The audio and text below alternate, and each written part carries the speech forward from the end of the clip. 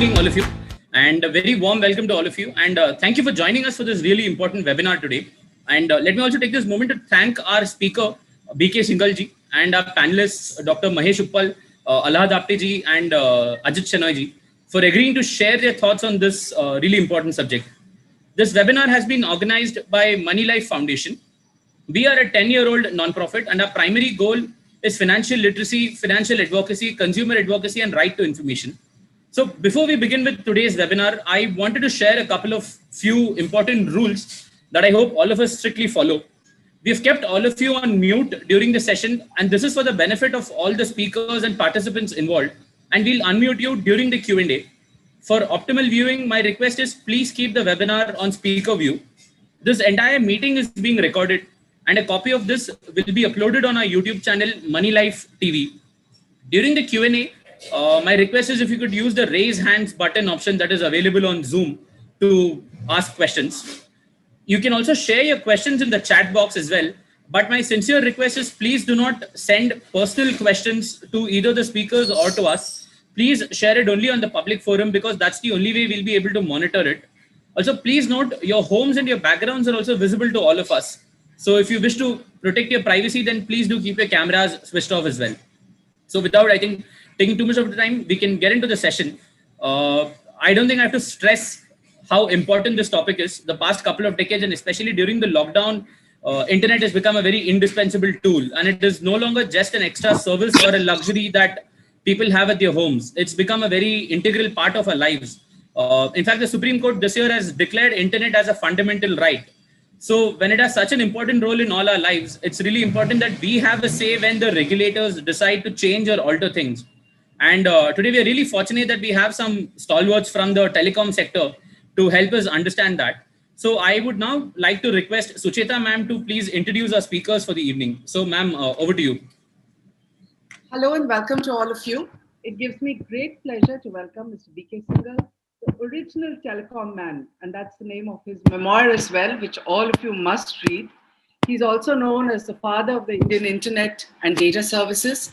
Mr. Singal not only introduced the internet to India before the rest of Asia except Japan, but he did it in style by bringing us on par with the world in terms of technology. It was a great leap of technology. BSNL, where he was the chairman, used to work and function like an international corporation, though it was a public sector undertaking. And if India today boasts of its IT prowess, hopefully some of our tech billionaires will pause and think with gratitude that they achieved what they did because one man returned to India to serve the country, fought really tough internal battles to give us the technology that put us on par with the world. Today, we are in a similarly life-changing situation. All of us are locked down in an unheard of pandemic, forced to work from home. Data consumption has skyrocketed, and all of us need access to huge amount of data, good quality of telecom services, and at a reasonable cost. So it's very opportune that the Telecom Regulatory Authority has come up with this consultation paper at this time. So when Mr. Ajit Shenoy suggested that we should have a discussion on this and told us that Mr. Alhad has worked on it, the first person I thought of is let's get Mr. Singal's views because we need a broader perspective. And not the only view that we have. We have Dr. Mahesh Uppal, Director of ComFirst India, very, very well-respected name, Dr. Alhad Apte, and of course, Mr. Shenoy. So before we start our panel, let me first welcome Mr. Singal and hand over to him. Let's hear from him and then go on to the panel discussion. Over to you, Mr. Singal. Namaskar, very good evening to Sucheta ji, my fellow panelists, Dr. Apte, Mr. Shenoy, my friend Dr. Mahesh Uppal, ladies and gentlemen. I must express my gratitude to Sucheta ji for having me this evening here amongst all of you. Our association with Sucheta ji goes back to about 30 years, and it has been a very, very pleasant experience. And I must admit that we kept in touch all this while on various forums and writing some articles, etc. If I could recall one or two lighter moments of our association, Sucheta ji used to write a column in Times of India, Checks and Balances.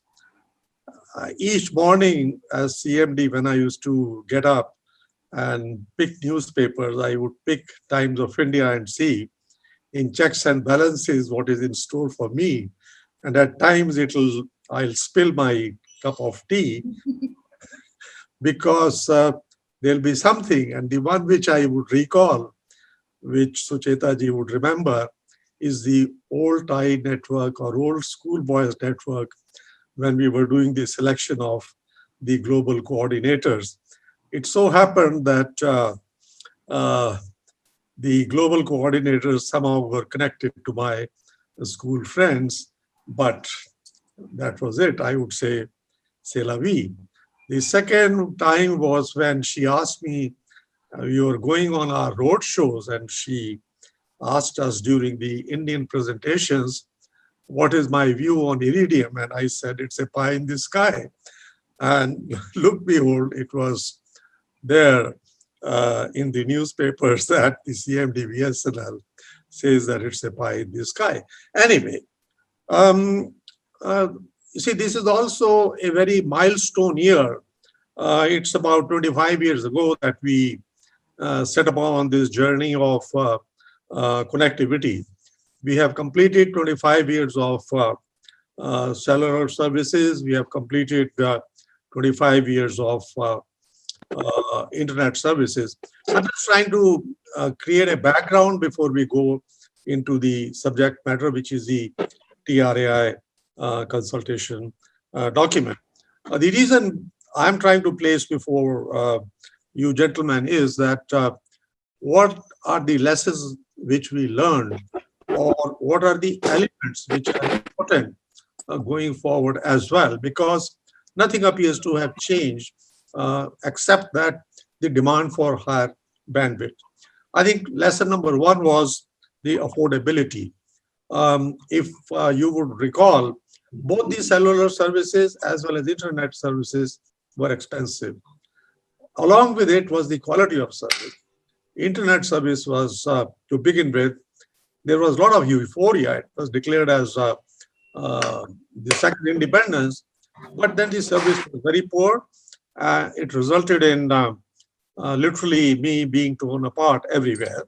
So I had to publicly admit that I goofed, but that's history. But when we brought the tariffs down in affordability, the volume started picking up. The second one, I would say, is to what is the utility of the connectivity or the internet. Those days, the utility of internet was just browsing. To see, it was more knowledge gathering. It was kind of one way. It wasn't two-way. So the utility at that time was limited. The third aspect was about the connectivity. There are some comments which have been made that the connectivity didn't take off because of the monopolistic situation of VSNL. But we had only 35 million fixed lines on which you could provide internet services. We did not have the mobile connectivity. The fourth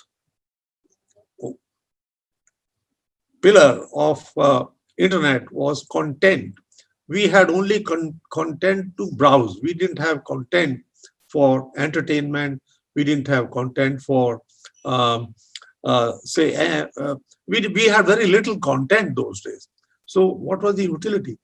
And the most important fact, which I would stress today, is the lack of devices. What do I mean by lack of devices? We only had either tabletop PCs or laptops.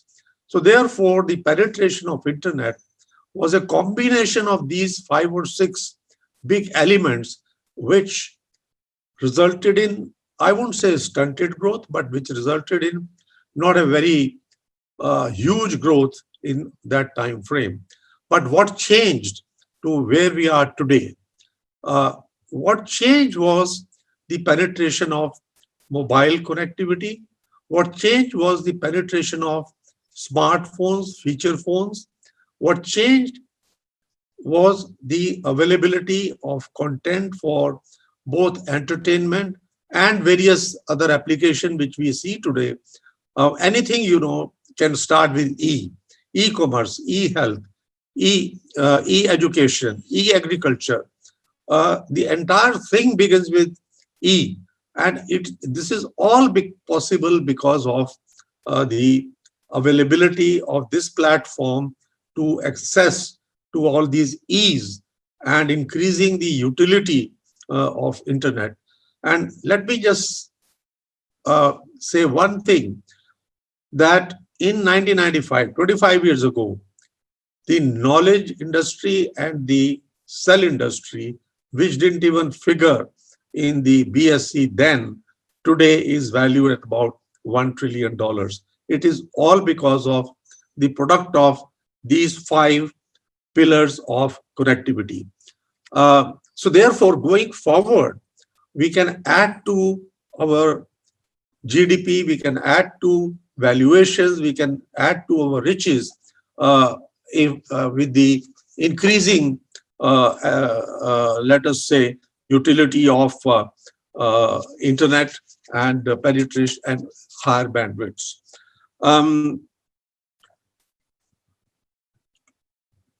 What is that?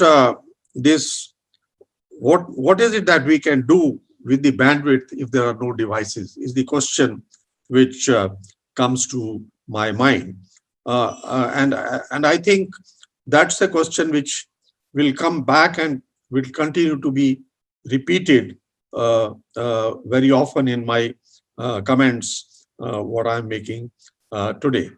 But internet certainly has added huge amount of value to our GDP, huge amount of value in creating jobs. There were not more than 400 or 500,000 jobs in 1995 or so in the field of knowledge industry, but today we can count something like maybe 50, 60 million jobs created over the years. So just summing up as to what is it that we have learned from this explosion of internet and why it has happened. It has got to be a commodity. It cannot be an elitist tool. By commodity, what I mean is that it has to be affordable so that a large section of the society can use internet. It has to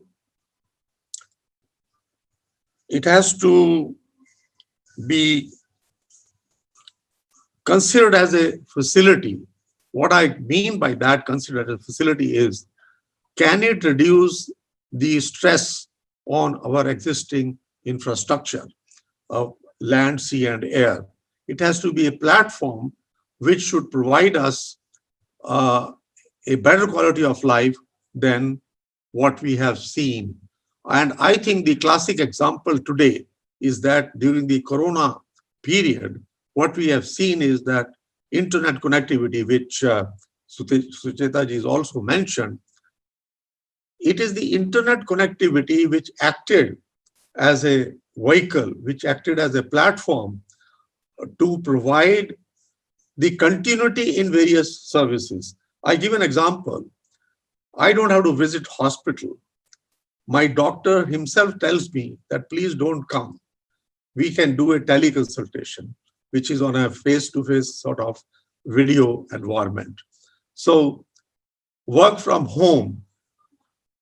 What would the question which I ask therefore is that could we have done this webinar in case we had to assemble together in one place and get the audience?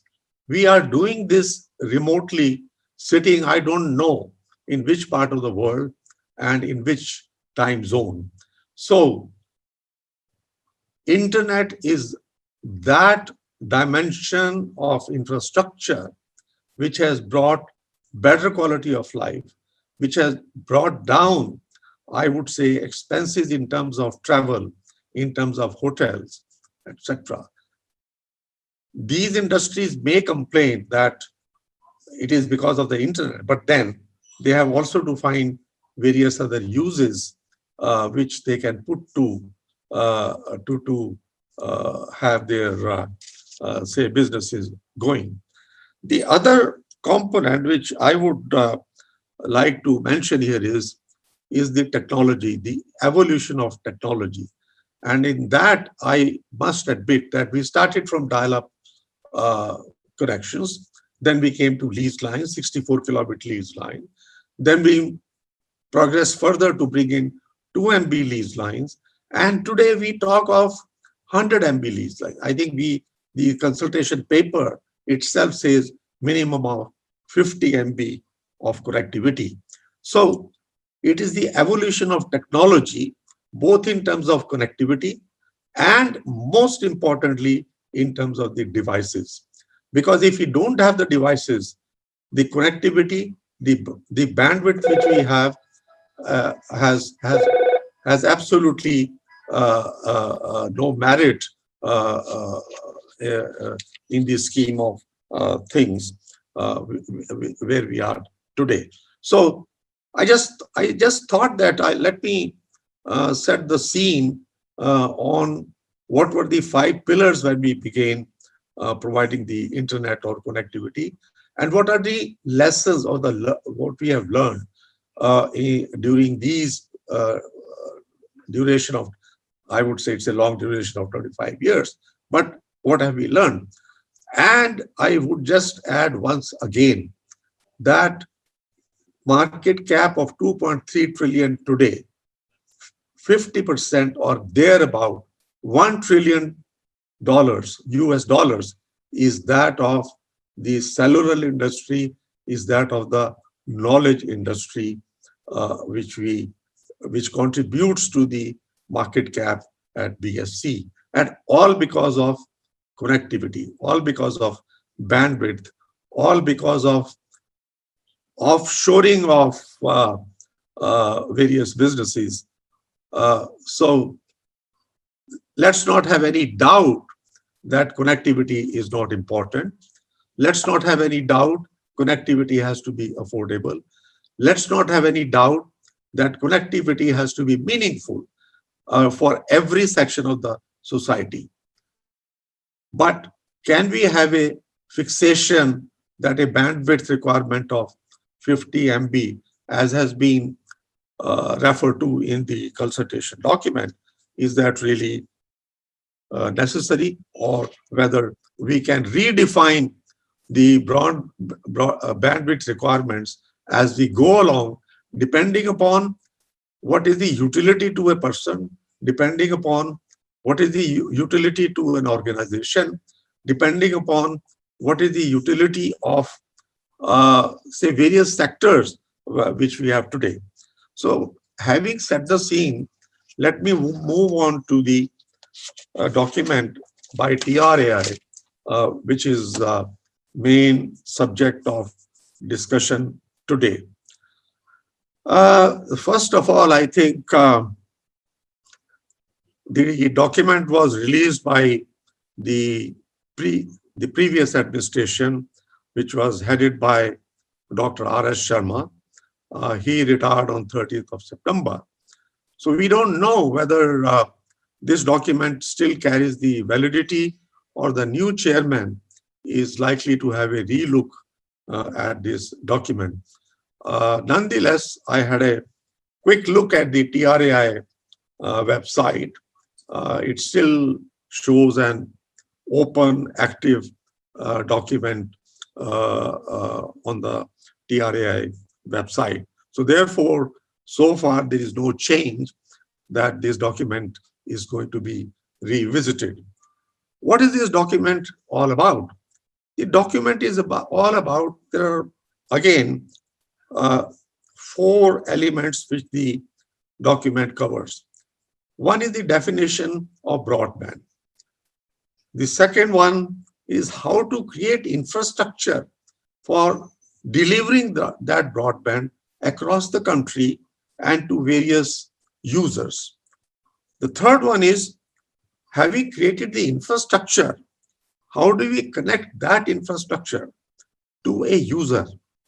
And finally, as to what should be the speed of connectivity to the users. But unfortunately, the key component of devices, which is the mainstay of the utilization of bandwidth, is missing. And I mentioned earlier also that why was the penetration or proliferation of internet so slow to begin with and reaching a number of 700 million today? The main reason was the cell connectivity. The main reason was the availability of smartphone and the utility which people found in the use of the smartphone. Now, we may have this, I mean, I must thank TRAI. There is no harm in issuing the documents. But the question is, the entire broadband utility or broadband environment or broadband scene is largely, hugely dependent upon the devices. Whether it is in a house, whether it is an individual, whether it is a corporation, whether it is anybody, there is no mention of the devices here. I think that's a question which one needs to raise, that what about the devices? When will we have devices which will find use for 50 MBs of broadband? The question therefore arises is, do we need a definition for broadband?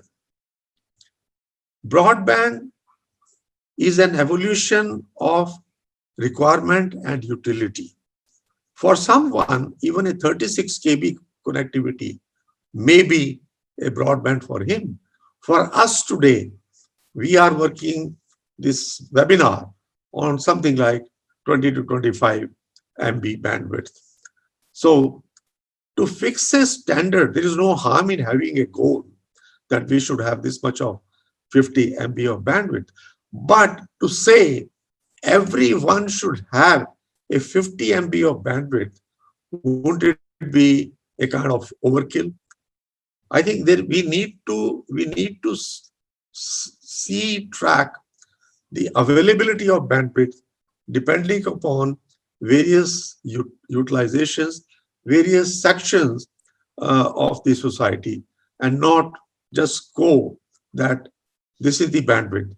I mean, let me also just say, in the consultation paper, it does give a progression of 256 kilobits. It says about 512 kilobits. Then it talks of 2 MBs. And now we talk of 50 MB. There is no harm in aiming for the higher side. But the question which I have is that, do we really need to define bandwidth or aim for a bandwidth in isolation?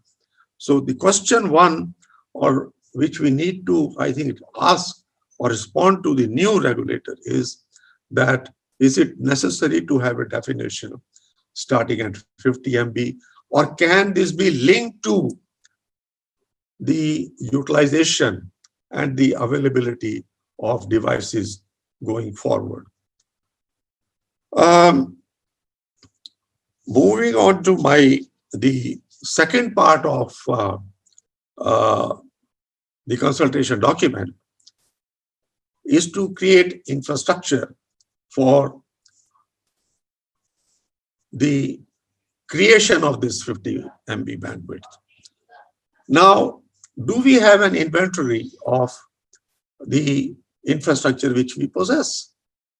There are 4 or 5 public sector undertakings which have utilized immense amount of taxpayers' money in rolling out fiber capacities. BSNL under the BharatNet has spent something like 20,000 crores in creating a fiber network. RailTel is the second biggest fiber provider in the country. They are also laying fiber along the tracks. Then we have Power Grid, which is putting fiber on their transmission lines. And they also have a huge network of fiber strung on their transmission lines. GAIL had also started fiber under their pipeline schemes. And in addition, the National Highway Authority of India is also laying fiber ducts or lines as they build the highways. So the question I have is, yes, we do need infrastructure, but have we done any inventory of what is that we have, created a grid of what is that we have, and then how do we then fit in the gaps and not continue to reinvent into saying fiber lagao, fiber lagao, fiber lagao. And the main question in that which comes is the right of way in creating the infrastructure. I have a question to the regulator in this. There was a policy which was announced in 2016 as to how the right of way should be speeded up so that the fiber could be laid. There are any number of authorities which are involved in providing the right of way. You have the National Highway Authority of India, we have the state highway authorities, PWDs, CPWDs, we have the municipalities to dig the roads in the cities. Now, what is the question which the regulator has raised is that system working? To my mind, the system can't work unless there is an executive order, unless there is a desire to understand that this is giving right of way is a national priority. Of course, there are certain states like Andhra Pradesh, they were active all along and they are active even today. They have created this project Bhagirtha. There are states which are active in this area. But again, these are in isolation, and we need to synergize the efforts into creating a robust infrastructure of fiber. And of course, the document continues to speak about fiberization. And I am a great fan of fiberization and fixed wireless access or various Wi-Fi hotspots for distribution, rather than just being stuck on the cellular connectivity and going forward, saying that 5G would be the panacea for everything. In my scheme of things, I think if we have a robust 4G network in the cellular domain and 5G to be selectively used as gap fillers for the fibered part to be used most of the times by, say, fixed wireless access. I read an article today, I've tweeted also, that in US, they are using a combination of fiber, fixed wireless access, and Wi-Fi hotspot combination. And the cellular part is being dealt with separately. Why do I say that? Even in own words of TRAI, 85% of utility of the data of broadband is on fixed areas. Only 15% is in mobility.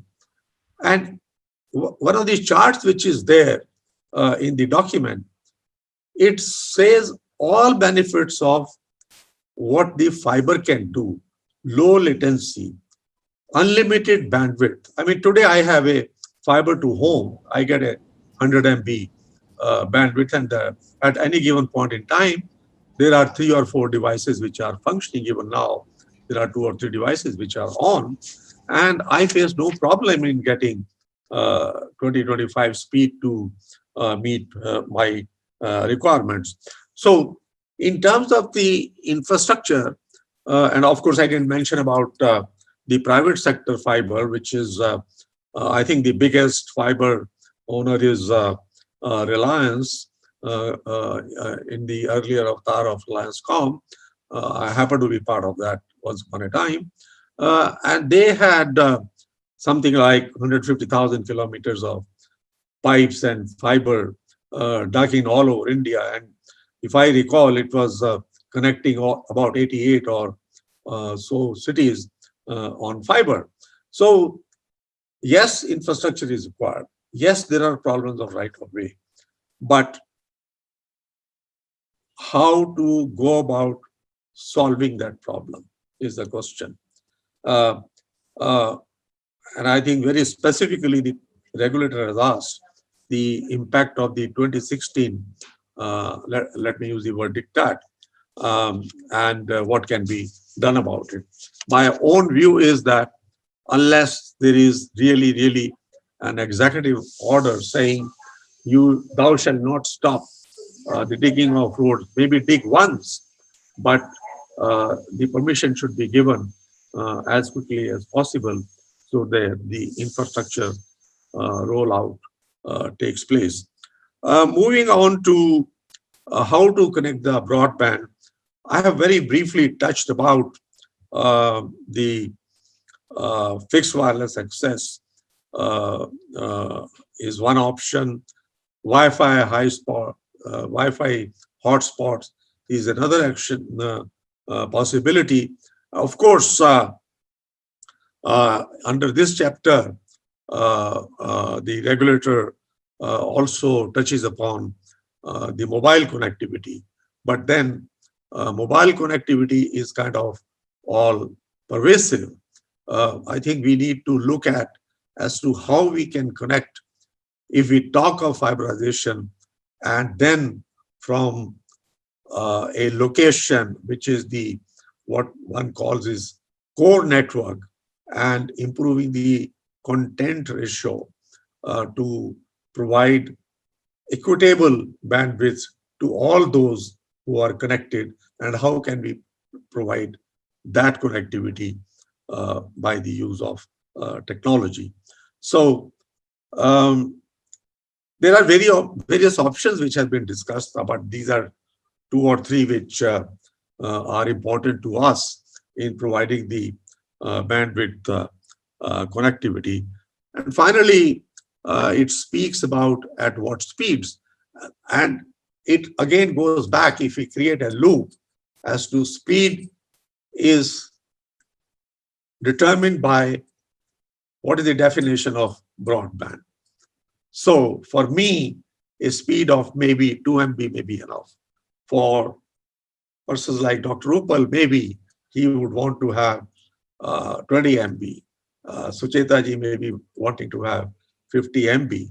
So it is dependent upon what is it that we need to have the use for.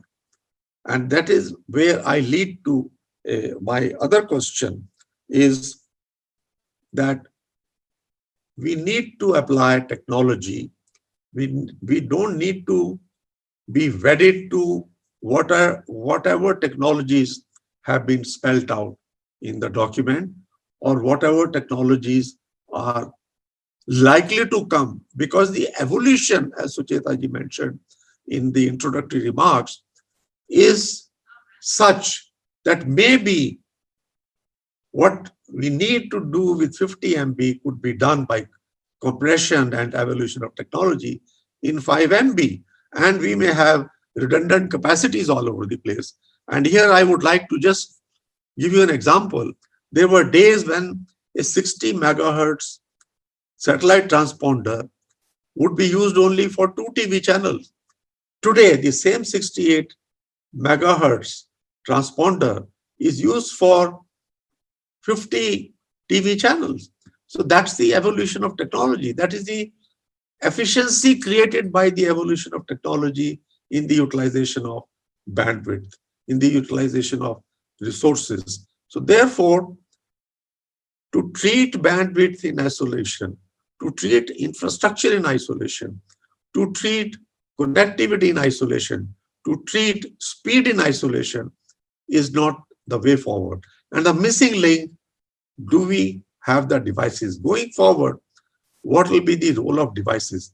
It's a combination, it's a sangam, it's a confluence of 4, 5, 6 elements which creates the entire uh, uh, uh, environment, or which creates the, no, hygiene factor is not the right word, but the atmosphere for utilization of bandwidth.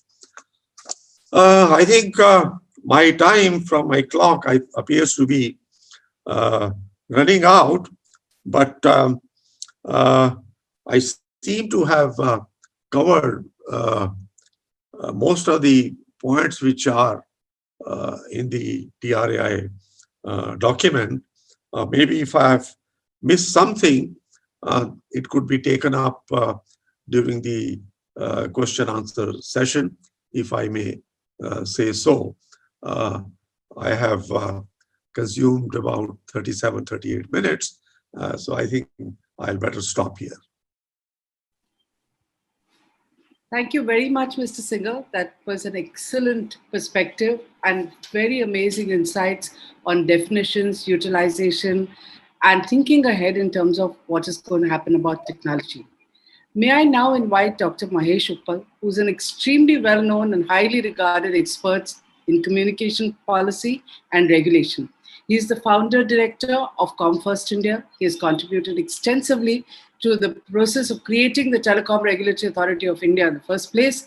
And he has also been an advisor to several national and global businesses, the UN and other international agencies, and works very closely with civil society groups, always very willing and helpful in sharing his thoughts, especially with consumer activists. May I welcome Dr. Uppal and ask you to share your views, please? Yeah, thanks, Sucheta. Thank you very much for inviting me. It's such a great pleasure always to connect and to particularly connect with civil society colleagues with whom I have a long association, and a very fond one at that. And of course, you've given me the impossible task of succeeding Mr. Singhal, who's pretty much said everything that needed to be said. And in most cases, I'll probably be repeating a lot of what he said, hopefully in different words, so it doesn't look like I've copied. But other than that, there is not much. But let me actually share some perspectives where I might be able to give a different angle. I assume I have about 10 minutes, so I'll try and keep it to that. And please, do not hesitate to stop me. But the TRAI, of course, is absolutely right to worry about broadband. And as we know, broadband, especially post-COVID, we have seen is both a game changer and a lifesaver. It's worked wonders for those who have the luxury of being able to work from home. It has worked wonders for people who wanted entertainment in a time when you couldn't go out. It's actually done okay for people who wanted to conduct lessons and indeed participate in lessons for their schools and colleges. But just as a little additional point, that even as recently as a few weeks ago, UNESCO issued a statement saying that barely 20% of the people can actually use online education or can benefit from it. So the challenge in broadband, the challenge in providing services of the e-variety that Mr. Singhal mentioned, e-entertainment, e-education, e-health, etc., remains quite high. However, we must acknowledge that we are amongst the lucky few. The very fact that we are in this webinar means that we have access to broadband. We couldn't have done it without. We have choice. Most of us are subscribers of different services, have different types of devices, and so on and so forth. But it's again worth mentioning, and Mr. Singhal again alluded to it perhaps, is that more than 40 to 50% of India's users still rely on 2G and clearly have no access to broadband. So this is not a trivial matter. And as you found right a few minutes ago, when there were people requesting us to switch off our video because their bandwidth was being affected. So our own service is certainly not perfect. And we all know that at some crucial times we lose service, or sometimes the speeds are not adequate, sometimes the quality of call suffers, etc.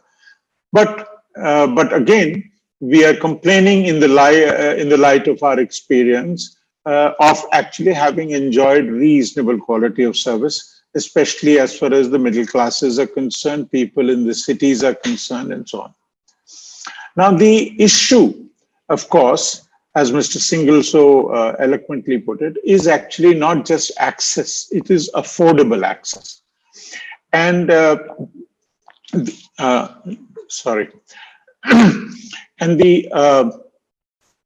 there is an Alliance for Affordable Internet, an organization which actually focuses a lot on access to internet. And according to it, there is something called meaningful connectivity. That connectivity is not simply bandwidth, is not simply speed, it is actually regular internet access on an appropriate device, and Mr. Singhal was particularly firm and right to stress on that. That further, you should have enough data, as in your quota for data, your data that you normally consume, you must have enough in your account.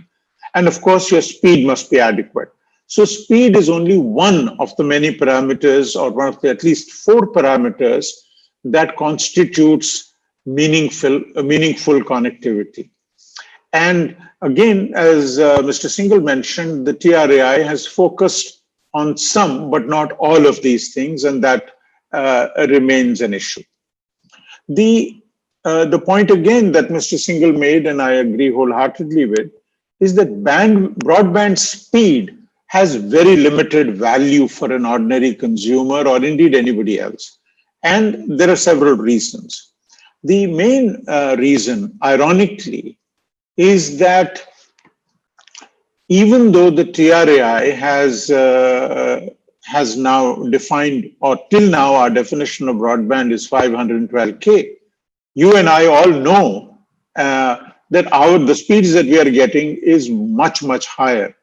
We, in fact, some of the very lucky ones have as much as 50 megabits, but even the average person in the street today is getting several megabits. In fact, 4G connections are roughly about 10 megabits for many people. And there are a large number of people who have speeds far in excess of what the definition of broadband is about. So if companies were really focused on just that definition and wanted only to achieve what was required and didn't want to exceed that, we wouldn't have this webinar at all, because this webinar cannot work with the kind of definitions that we have for broadband speed. The limited point I'm making is that this speed, the definition of speed, or even having speed as some kind of a benchmark is not a particularly helpful one. And not only is it not helpful, there are other issues. For example, suppose you were having a bad connection. Could you possibly say why that connection is bad? Is it because your let's say you have your data connection. Is there a problem with your data connection? Is the operator giving you a bad speed? Is it because you're actually located in a part of your home where the signal doesn't reach very well? Is it because you have a device which has a problem? And so on and so forth. So in such a situation, even if you were to go and approach a commercially driven company, it will probably run circles around you and tell you that, look, there is really no proof you have that they are responsible. So I don't think it is very empowering for consumers to actually have these speeds. But I'll come to what we might do about this. These parameters that we are talking about, whether it is speed, whether it is latency, whether it is, the minimum time for a connection, a whole lot of parameters are there that you can have about broadband. All these parameters actually mean something only to regulators and experts. They are not things that an average person can do much with. Indeed, even experts will find it very difficult to answer a question like, tell me why is my speed so low? They will have to actually, again, tell you that, there might be any number of reasons, blah, blah, blah. So for the consumer, I think the issue really is transparency and competition. That I must get what I was promised. And second, if I am not getting what I was promised, then can I vote with my feet? Can I actually choose another company, another service provider? Right. Now, how do I know what I should be getting and whether I am getting it? Now, this is something that you and I can't do much about, but the regulator can. The regulator, for example, if it wanted, it could identify an agency or an organization which could do regular testing of bandwidth. It could publish regular reports telling us which are the best and worst ISPs based on the regulator's parameters. It could, of course, you would say, well, something which was good on one day is probably not necessarily going to be good another day. These reports could have appropriate disclaimers that, look, this is just a snapshot and doesn't necessarily mean that this is something that is, it doesn't change from day to day. However, if you had regular access to this data, you will be able to form a good opinion of who or which operator in your service area is providing you a reasonable service or a service of the quality you need. If you're somebody who does nothing beyond WhatsApp chats, you probably don't need much bandwidth. But if you're somebody who plays a lot of videos, you probably need some more. If you're a gamer and like to play online games, then clearly you will need even more bandwidth and more speed and so on and so forth. So you should be able to, based on this data, you should be able to, and the regulator should be able to help you by giving you information about which service provider in your area is able to give you the service closest to your needs. This is something which is not difficult for the regulator, but is virtually impossible for a consumer. And the other thing that the regulator could do is to insist on a format for reporting. And what could it insist on? It could want every telecom service provider or an ISP who provides internet access that, look, you have to tell the consumer what is the average price per GB for the data that you sell. Okay? You have to also tell us what were the number of disruptions in your service in the last month and 2 or 3 other things. Now, each one of these things is a perfectly handy number for people to make some kind of a call, some kind of a decision. And if people have difficulty with even that, then that is where civil society organizations, consumer groups come in. They can actually easily help their constituents by identifying what is a good service, which is a good service provider, which is a bad service provider, what is a fair price for what they want, etc., etc. So that is the approach I would have taken in this particular consultation paper. As we know, this is still a consultation paper. We have to respond to it, and based on our responses, open houses, etc., the TRAI will make some recommendations, which, as you know, will finally go to the government, which is not necessarily obliged to accept them. So it's still a long way, but I think this is an exercise which is extremely important and very, very relevant, particularly in our times. Now, let me come to some other issues. And that is the whole issue of technology. And here, again, Mr. Singhal was spot on. He pointed out that, look, wireless is one of our most prevalent, most popular means of accessing the internet. It's also popular because it's one of the easiest to deploy for a service provider. And however, wireless has its own limitations. There is a limit to how much speed you can get in a wireless connection, even 4G speeds, which are not bad, but they are still, they have a limitation. They are in no way comparable to the kind of speeds, let's say, fiber gives you. And remember the point you made, Sucheta, about the usage expanding. And in fact, India's usage pattern, I think, deserves one or two comments, if I may. One is, yes, we are the world's largest user of data, mobile data. However, that doesn't make us the largest user of data. The reason why we're the largest user of data is because wireless is all the technology we have. Our 99% or maybe 97% of our users rely on wireless.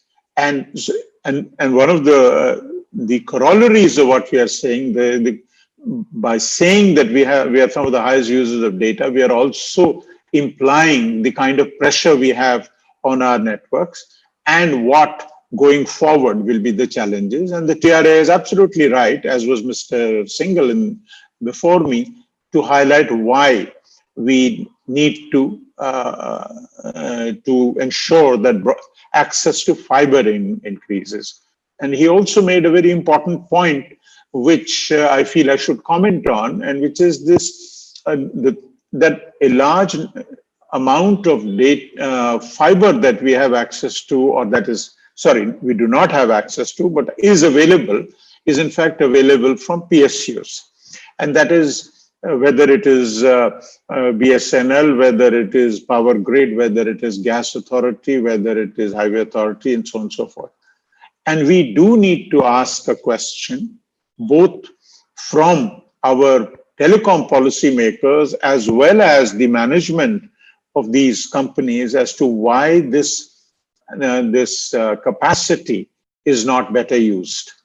And that, given its importance, there is something wrong somewhere, that a lot of this capacity is lying unused or underutilized. And that is very, very important. Similarly, again, briefly touched by Mr. Singhal, we do need more Wi-Fi hotspots. We have to ask why we don't have them. We have probably 1/100th of the number of wireless hotspots that our peers, countries like us, should have, right? And again, there are reasons, we can come to it in the discussions, but a lot of those reasons are actually related to our licensing regime. And if we want broadband access to improve, we will have to fix some of those issues.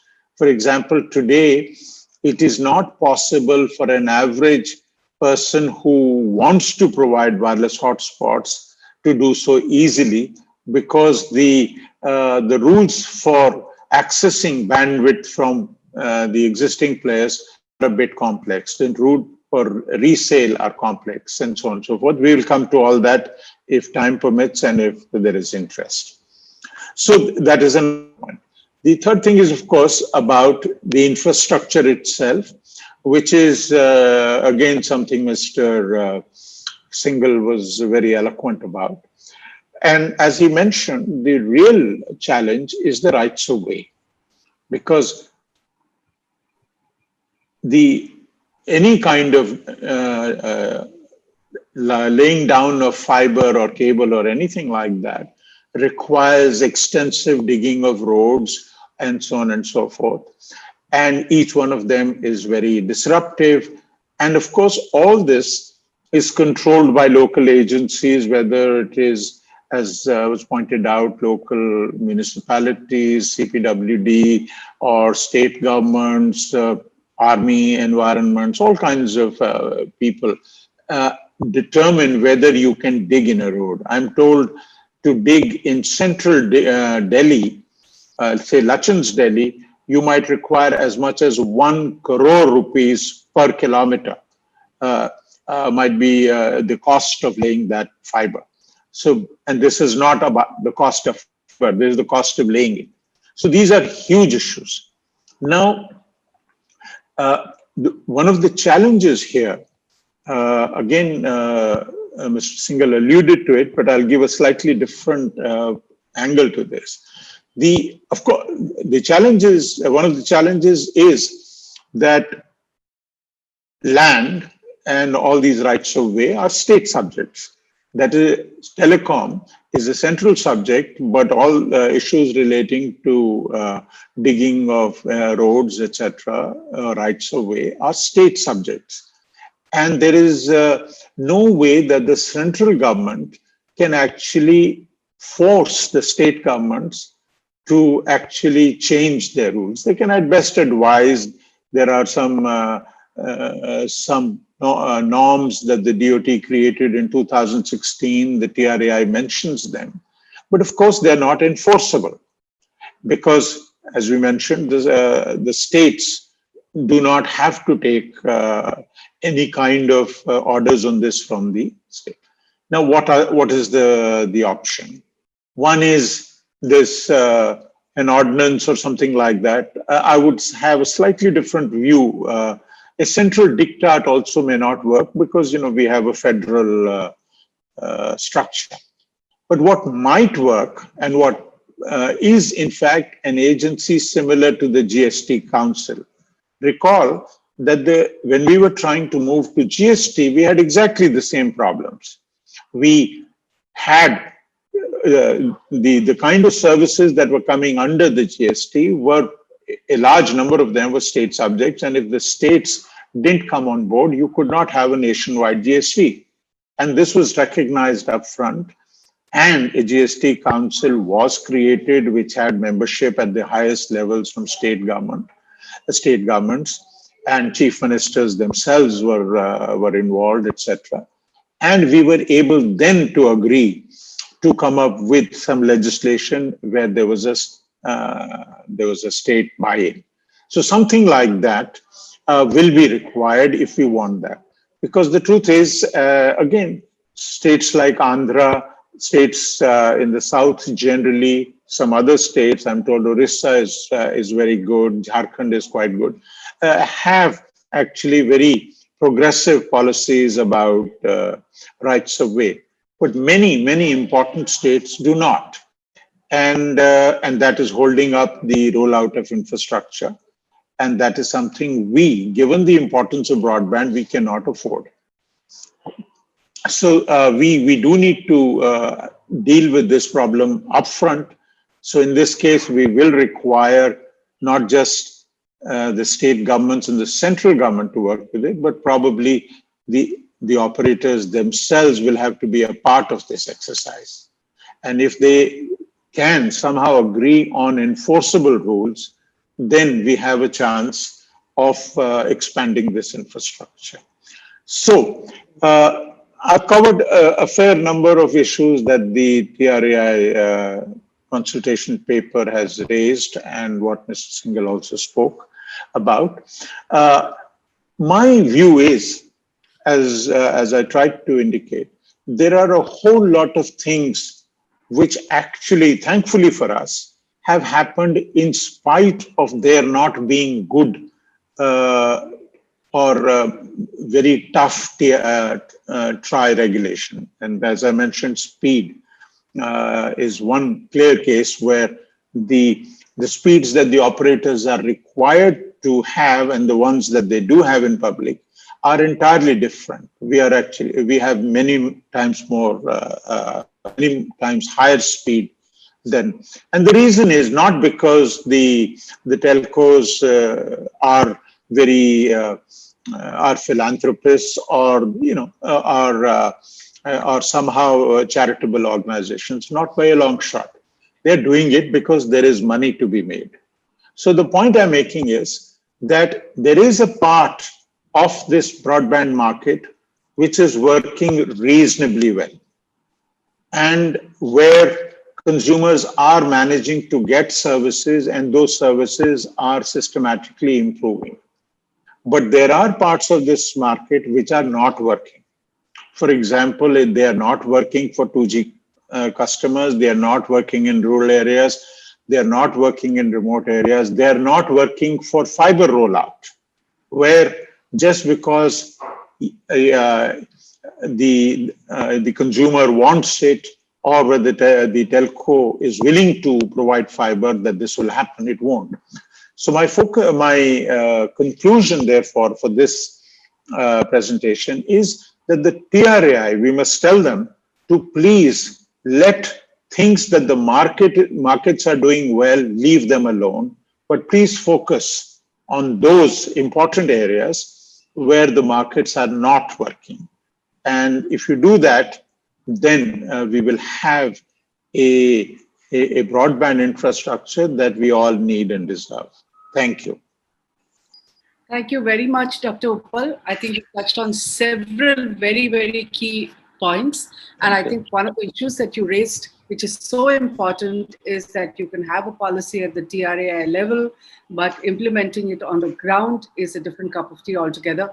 I think that's where some of our activists who are here today are going to play a great role, because I think the pressure has to come from ground up to force people to get fiber. I think, the usage of fiber, as both you and Dr. Singhal have pointed out, is abysmal. And if the public sector organizations are spending this money, which is taxpayers' money, I think we have a right to ask, why doesn't it have a better reach? I think we now come to Dr. Alhad Apte. He has really gone through the consultation paper the way they wanted us to respond. He's created a grid. We're really grateful to him for the work that he's done. Dr. Apte is a scientific officer who has served with BARC for over 40 years. After his retirement, he has worked as the chief of the National Technical Research Organization. He also was an ex officio secretary to the Government of India, where he took significant initiatives for the country's national security system. May I welcome Dr. Apte, please? Thank you. At the outset, let me thank Money Life for giving me this opportunity to participate in this kind of discussion. I am also thankful to Mr. Shenoy, Mr. Abhay Datar, and Mr. Prakash Joshi, who started this episode at a very small level and which has got escalated into today's discussion, and it has really helped us to get to the national level of thinking. So with that, I may say that Mr. Singhal he elaborated many of the points with his great experience, and many of the points were already covered. I would like to add a couple of points to that. First is they mentioned that whether speed is relevant for defining the bandwidth behind the broadband. I may say that though speed doesn't carry much meaning actually as a user experiences the internet, but still, I don't think there is any other parameter which can be easily put into the definition. So that is why the speed has been taken. But at the same time, as Mr. Singhal mentioned, everybody doesn't need equal kind of speed.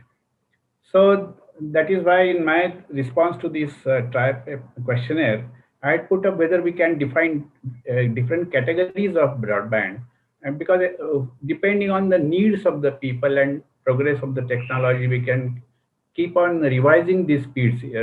It did not remain constant for a long time.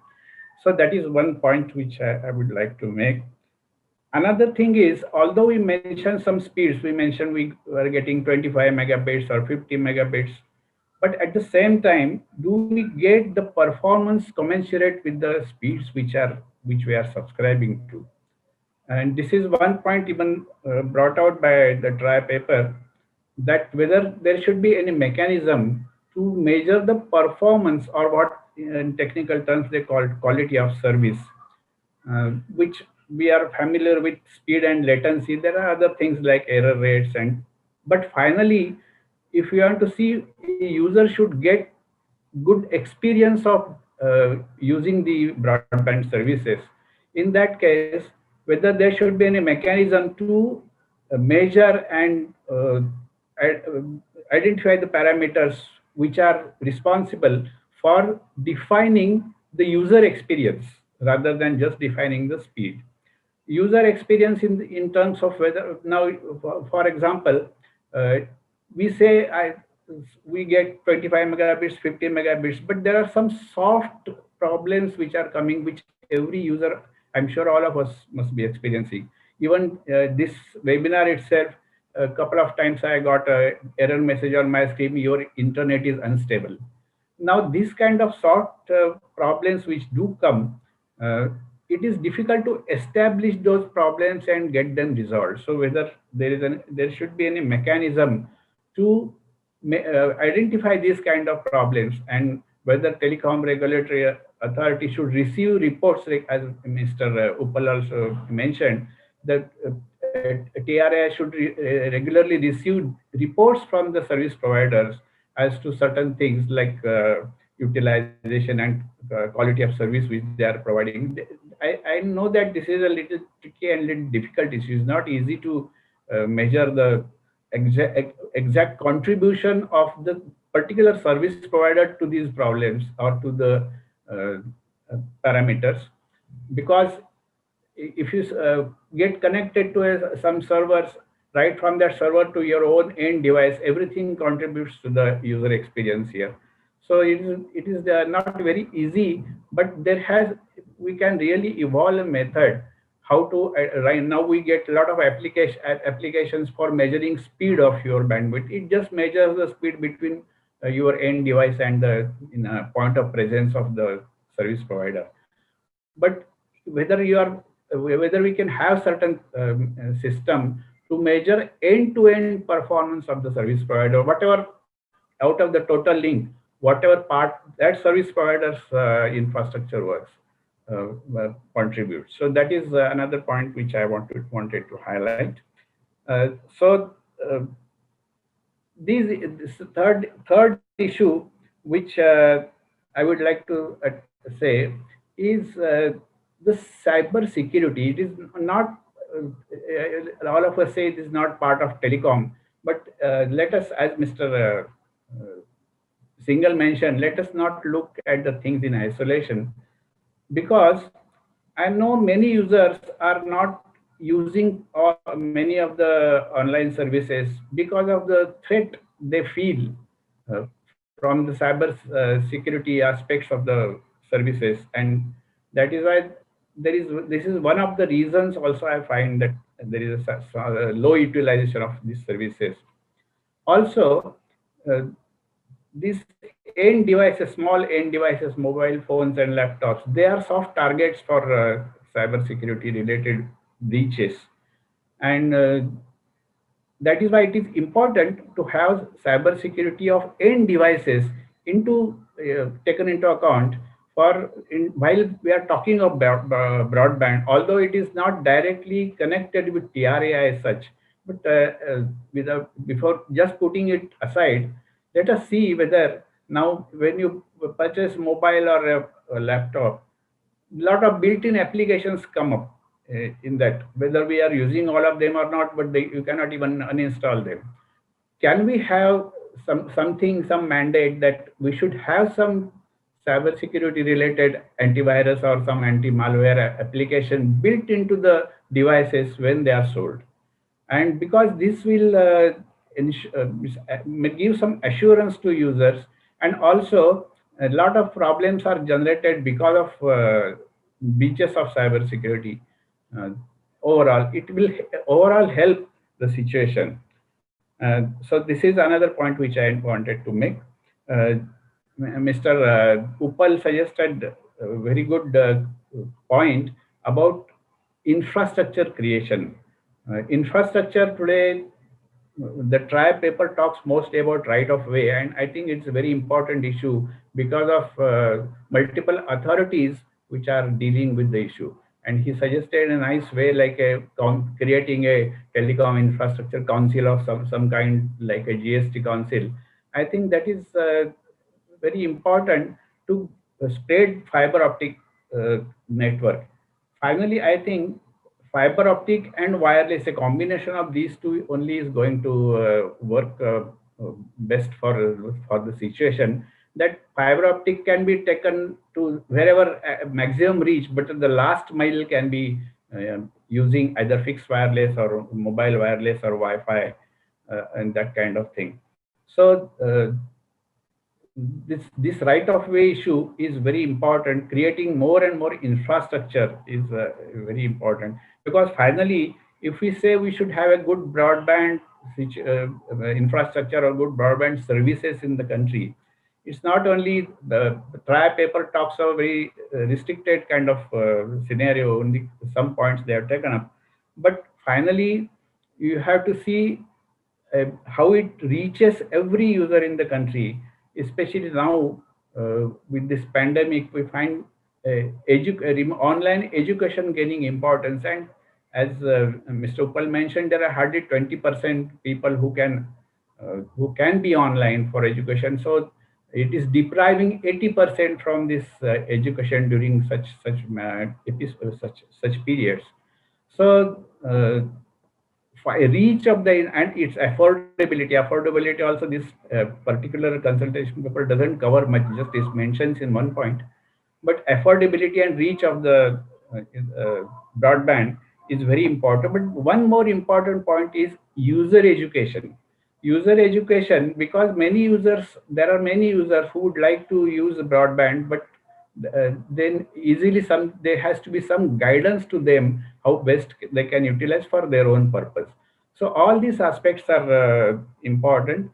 And I don't know, because this telecom regulatory papers consultation paper which initiated this discussion today is restricting to something, because I don't know, finally they may just go by questions they have raised and answers they have received. They may not look beyond that.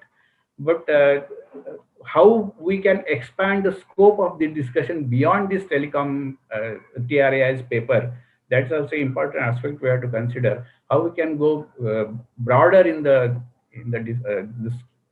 discussion on this broadband, and how we can finally bring in our TRAI on board for discussing other points which are not covered by this paper. So these are some of the points which I mentioned. I think many of the points were covered already by Mr. Singhal and Mr. Dr. Uppal. And I have added just what I thought, which points were perhaps not getting covered. So I have just expanded it. So thank you very much for giving me this opportunity. And I think I will end here. Thank you very much, Mr. Apte. We really appreciate the points that you're making, and I think you're really need to expand this beyond what TRAI has asked in its consultation paper. And all the speakers here today, including you, have touched upon it, and we hope that it's going to make a difference with the new TRAI chairman. Okay. I now turn to Mr. Ajit Shenoy, who is the person who's behind getting us all together to discuss this more openly. He's a very committed activist, a counselor with Murray Life Foundation. He's an engineer by qualification, the long stint in L&T. He also works with the Consumer Guidance Cell of the Mumbai Grahak Panchayat, where he counsels consumers on various issues. He's also part of the IRERA Conciliation Panel. I'm going to kick off our discussion part of today's program by asking him for his comments on the discussion so far. Yeah. I think we have had the best three experts, I think, to talk on this. So I think we had the best experts, I think, from which we could get a lot of input, I think, which we'll put in that our response to the consultation paper in that. From the points which have been raised by these people, I have a few these observations. One of the points which was raised by Mr. Singhal was about the networks being led by various utilities. Okay, you know, the Railtel is this thing, NHI is putting, GAIL is putting. I think this gives me an idea about something like the electricity grid. Okay, I think electricity, we have the transmission line grid, which today serves entire country joined together. So how we can make best use of that? You know, all these infrastructure being created by these various authorities by connecting it together and ensuring that the consumer get the best service. Okay, this is one of the points which I have. Okay, second point is actually a question mark or a this this which coming to my mind. So that's one. Today, when we are talking about the fiber, this one, etc., what comes to our mind basically is the basically landline, which is today provided, you know, and the entire India is served basically by MTNL and BSNL. Okay, the BSNL reaches to the last spot, you know, in the this one, last small village in the this one. Now today, I do not know, but the government unfortunately took a decision of giving VRS to a lot of their employees. Okay, in January, and MTNL and BSNL have given this one. Now, with that, their services have come to a nearly standstill. There are nearly, I would say, about 30-40% of the landlines are out of order for last since January, because they don't have people to maintain it. Now, what I'm wondering is, on one hand, when we are talking about broadband, you know, spreading the broadband to reach every this one, and on the other hand, government has taken such a decision. So, in fact, I'm wondering what it is, and I may like maybe Mr. Singhal or Mr. Uppal to say, you know, what is this about, you know, their comments on that. Okay. Then the third point which I have is about a issue which has been raised in the consultation paper, where we are talking about the the local cable operator to supply the broadband to the individual houses. Okay, no doubt, you know, it's a good idea, but today, are there capability?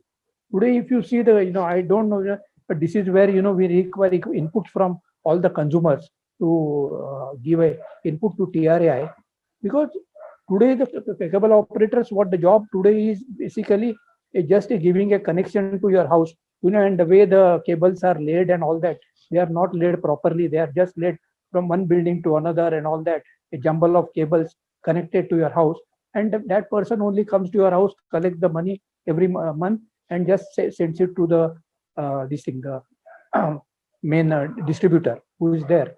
But they are not capable today, and the consultation paper talks about these people to supply broadband services to the individual home. Now that will require a lot of you know, training of these people and increasing the capability of these people. So this is one input which will have to be thought about. Okay, so these were basically the three. Then there's one, just a side comment sort of. This talks about dig only policy.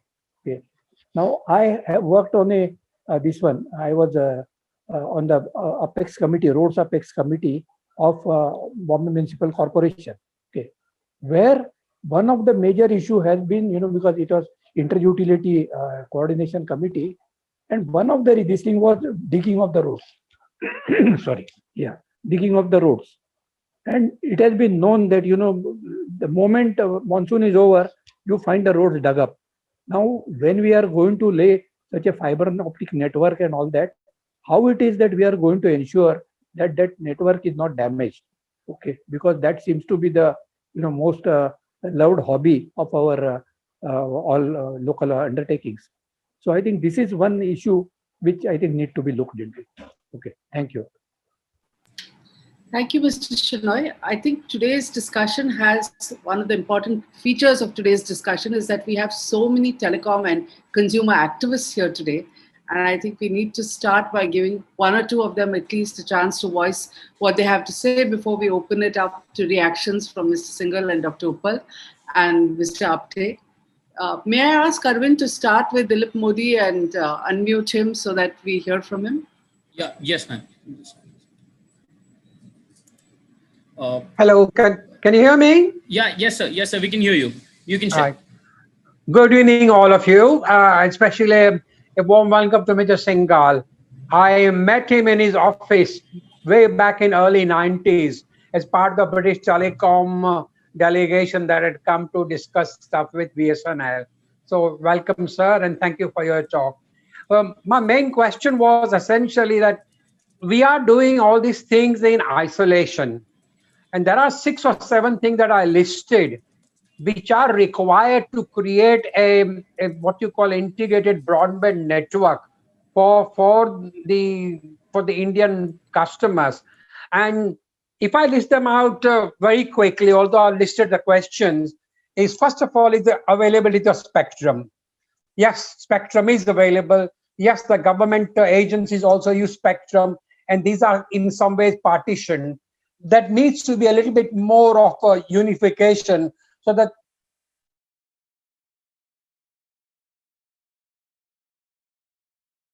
government agencies which are using it. Far more important is also the unbundling of the last mile. We've been talking about it, and we talk about MTNL, BSNL having lots and lots of invested copper, but not being utilized, and it is going to waste at the moment. And we do require regulations which will enable better use of the last mile copper, which will enable the fiber to be brought right up to the road, right up to the footpath, maybe right up to the building if required. And the connectivity will make sure that you get a integrated service. That is important. We also need to use public hotspots, which are beginning to come. They are nowhere near the numbers which you should be having hotspots for connectivity. And we got to make far better use of it and increase it to provide a seamless, without latency broadband that we are used to when we go abroad. Right. We also, sorry, can I go on? No, can I ask Mr. Singhal and Dr. Uppal to react to what you're saying? Sure. Yeah. Okay.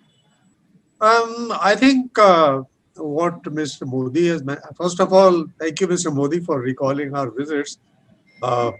Since I can't see your face, so it's a bit difficult for me to immediately correlate, but thank you very much.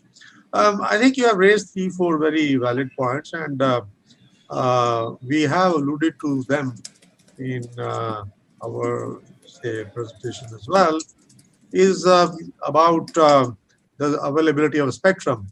The question is that spectrum for which part of the delivery of bandwidth, whether it is last mile or middle mile, one has to decide.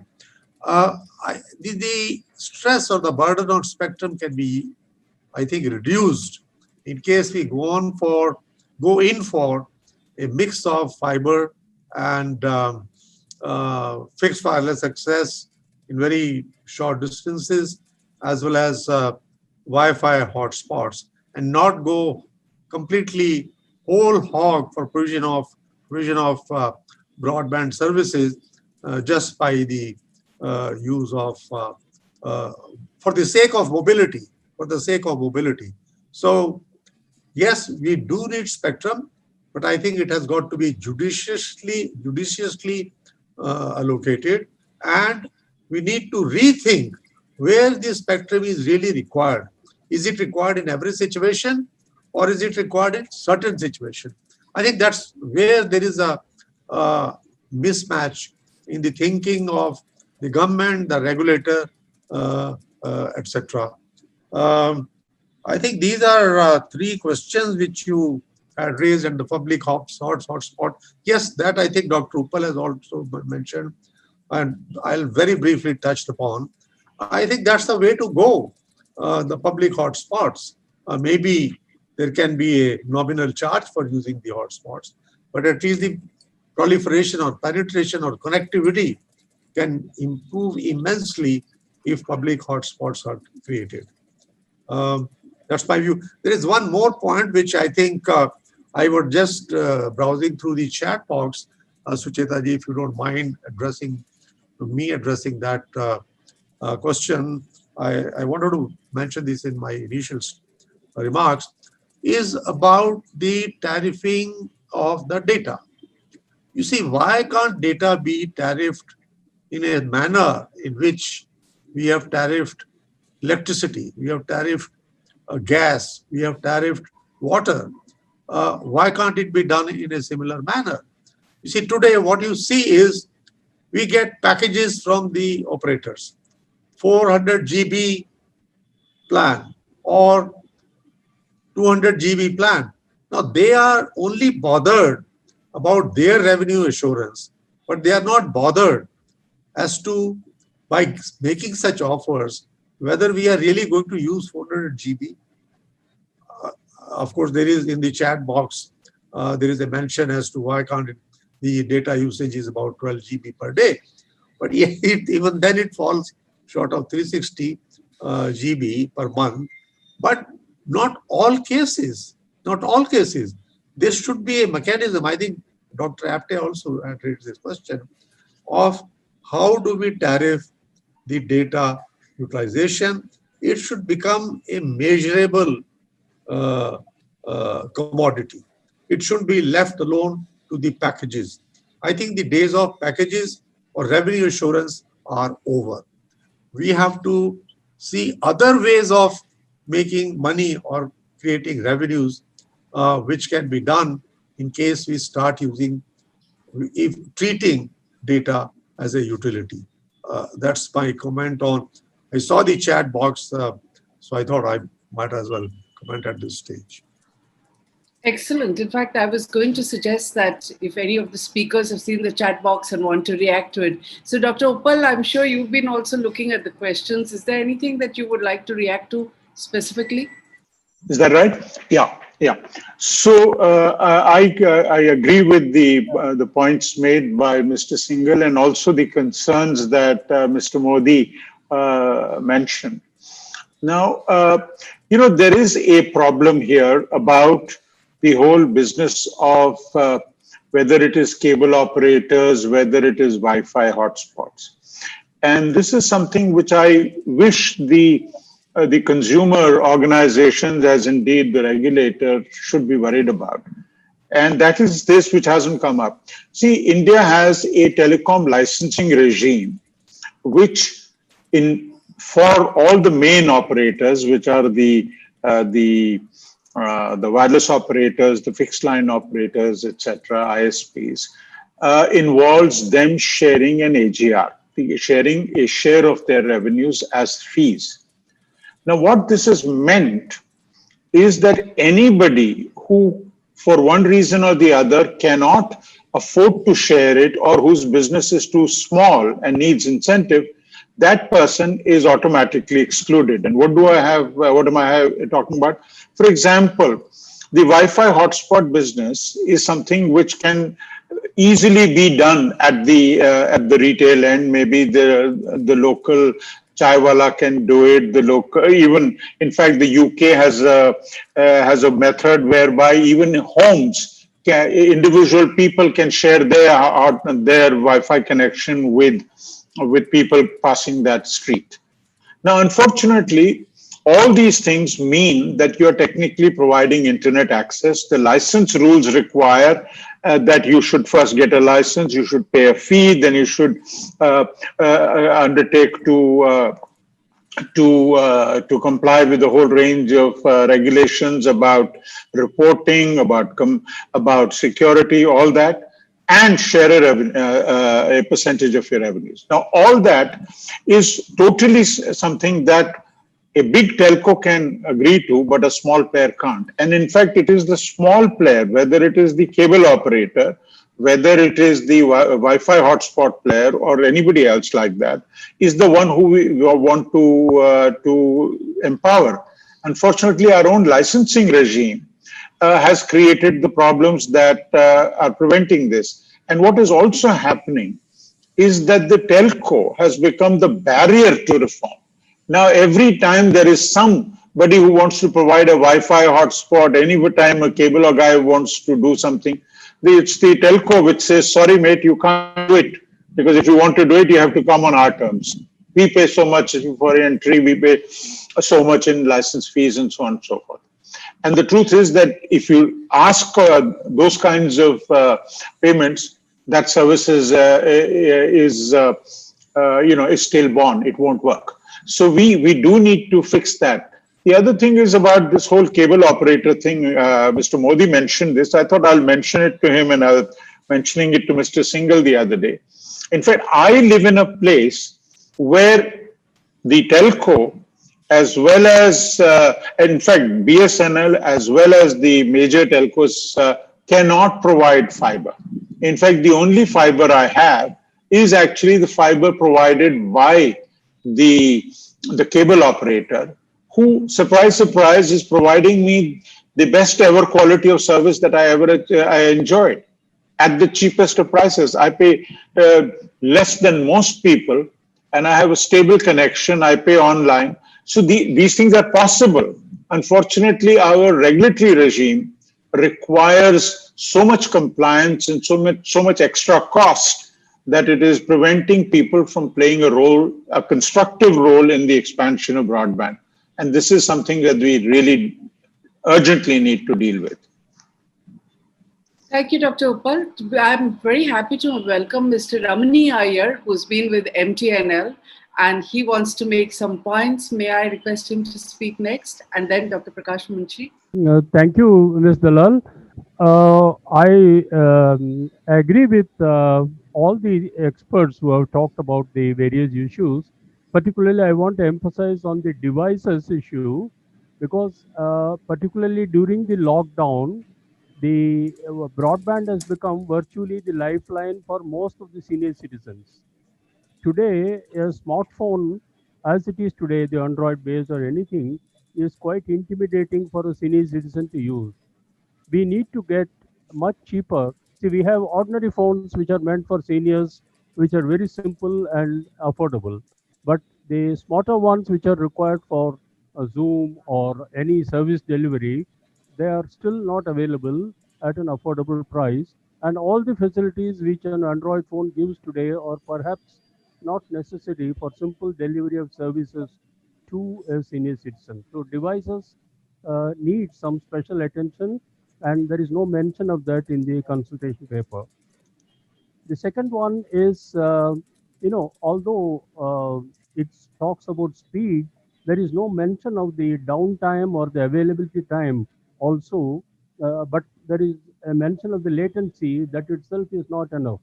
We have seen, a group of senior citizens joined for yoga and other classes during lockdown. You find every day half of them cannot join due to bandwidth or network issues. So the downtime everywhere, almost, you can always say Wi-Fi is never reliable because it is on radio, but it shouldn't be. A properly engineered Wi-Fi with fiber to the building can be engineered to provide a better reliability, and there has to be some regulation in the consultation paper. The third one, which is about the connectivity within the building, even assuming that fiber is available up to the footpath. I think the TRA paper makes a mention of that. The building occupation certificate should be linked with providing broadband infrastructure within the building. Today, it looks for water supply, electric supply, fire service, and so on. In that, if this could also be included, because future is going to be this one, and you can't escape from this thing. Some years ago, there was a demand for cable TV. So many of the new buildings are provided common antenna with distribution cables to the individual flats. Similar thing has to be made as part of a local municipal regulation.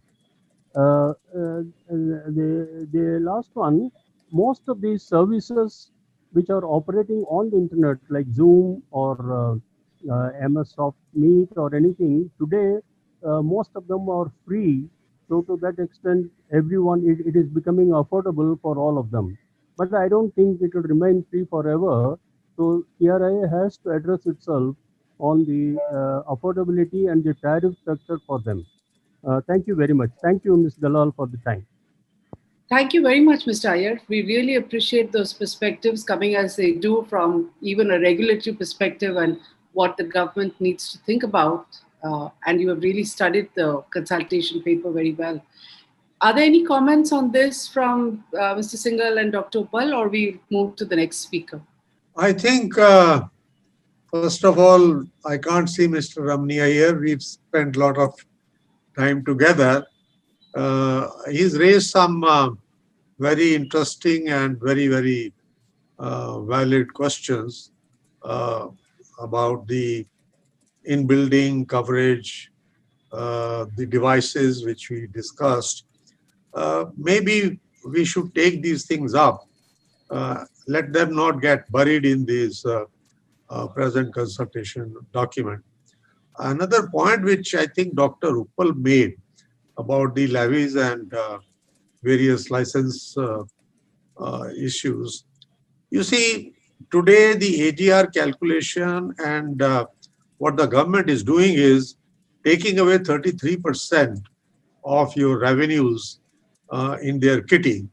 And what they are doing is they are literally taxing the success of the industry in perpetuity.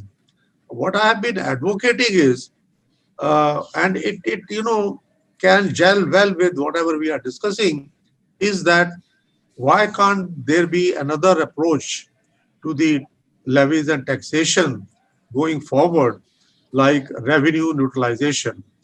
Here I often quote the approach which was taken by Ofcom in the mid-80s and 90s. That's when we lived in United Kingdom. He made it very clear to the British Telecom that, listen, you can't make obscene profits.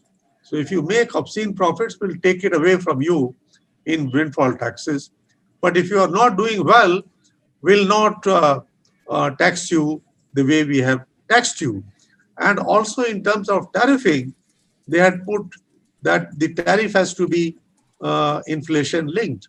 So, see, I think the regulator and the government are not looking at innovative ways of reducing the taxation burden on the industry. Dr. Uppal has raised a very, very valid point.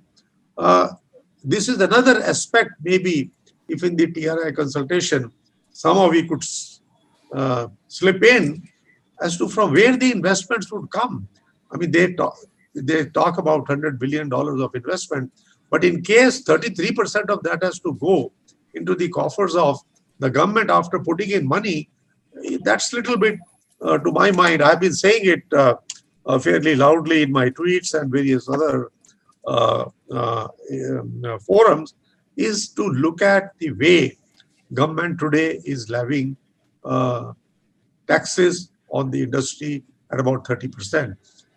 18% in GST. Why? What for? Then you have 8% as license fee. Then you have a spectrum charge. So it adds up to a good 33, 32%. So that's one point I want to make. In the chat box also I saw some questions which have been raised about BSNL and MTNL. And I think Sucheta ji, you would agree, we had written this article on the Air India and BSNL, MTNL, etc. To my mind, it appears to be a deliberate attempt to kill the public sector undertaking. A real deliberate attempt. I mean, they have the best of infrastructure. I mean, VRS has been given. I agree with Mr. Shenoy and Dr. Apte that it has reduced the manpower. Good manpower has taken VRS. But government is not governing them or not allowing them to be run like a private sector. And a question I often ask or pose is, does Sunil Bharti Mittal go to the Sanchar Bhavan to seek permission for placing order for the equipment he wants to use? Whereas in the BSNL board, one additional secretary sitting in the tall building just squeezes you from here and say, you can't do it. Or the private industry itself puts a case in an artificial case saying there is gaman, there is ghapla going on so that BSNL doesn't flourish. So there are fundamental structural changes which are required. Other than this also in the telecom sector. Today we'll become beholden to private sector if the government doesn't get its act together in propping up the government institutions. I very strongly feel and believe that something has got to be done for the public sector undertakings, public sector banks going forward. If the governance is not improved, it's history and we will be in the hands of private and you know who all. They all begin with A. So we don't have to go to B. So it will be A, and A. There'll be no B. Is this the right approach? I don't think so. Thank you very much, Dr. Singhal. Would Dr. Uppal like to respond to it? Otherwise, we're running out of time, and I will quickly, after your comments, go to Mr. Munshi. Yeah, I will take exactly 2 minutes or maybe even less. The point about BSNL, MTNL is absolutely valid. And I think there is precisely when they need the maximum commercial flexibility, they are having to compete with their hands tied behind their back. This is something that clearly is a recipe for disaster for them, as is playing out. So that is one. The other thing which I just noted when Mr. Dilip Modi mentioned, this whole business of, whether Zoom and this, that will become, eventually will have to be charged, etc. But that took me somewhere else. And that is that today there are any number of possibilities of business models. Very many commercially successful companies offer services in all kinds of models. I mean, the Googles and the Facebooks and the Zooms are not exactly charities. They make large sums of money, but they are able to also provide their services creatively. And we one of the difficulties we have is that we are not able to create those incentives for innovative services. Most of our service operators are straitjacketed by the rules. Thank you. I'll stop here. Okay. Mr. Munshi, would you like to make your comments? Mr. Munshi is focused on the health aspects of telecom and what it's doing to us. I think it's a very important voice that we need to hear. Thank you, Sucheta. It was great to listen to Mr. Singhal, who is speaking on behalf of the citizens and on behalf of the industry and on behalf of the government. I would like to stress here few things. Number one is health. There is no touch at all on the health aspect. There is no touch about the 40-year-old definition of air pollutant in this country, which that old 40-year-old act should be revised, because we have new pollutants like the electromagnetic field radiation. Electromagnetic field radiation is considered as an air pollutant in USA by Verizon and AT&T, and these diseases caused from these are excluded from the insurance payment. Why? And why can't we revise our air pollutant definition? The Europeans are also having the same thing. The Lloyds of London and Swiss Re also do not permit any diseases caused by EMF radiation to be paid in the insurance. Sorry, I didn't realize that you're saying more, but as Mr. Pawar says that your issues, I think, very clearly need a separate session, and we are going to have it. But I just want to touch on another aspect on the spectrum. spectrum allocation is being delayed. Spectrum auctions are being delayed. And payments against the old spectrum running in thousands of crores have not been paid yet. So what are we talking about? Extra spectrum to be allotted. And if there is no extra spectrum, there will be no extra coverage. And then you will have call drops. And then you will have poor connectivity. So it's a vicious circle. And whose money is it anyway? They are borrowing from the banks. And if they don't pay the banks and they just vanish to UK like maybe the others, where will the poor citizen go? The common man go? And then, as Mr. Singhal said very clearly, that all these organizations, public sector organizations like BSNL, VSNL, you can do all the rationalization what you want, make them sick, and then hand over these organizations on a silver platter to the A team. That's all what you can do. Are we looking for that? I think we have to have some sort of a citizens movement which can be led by Sucheta yourself. Thank you.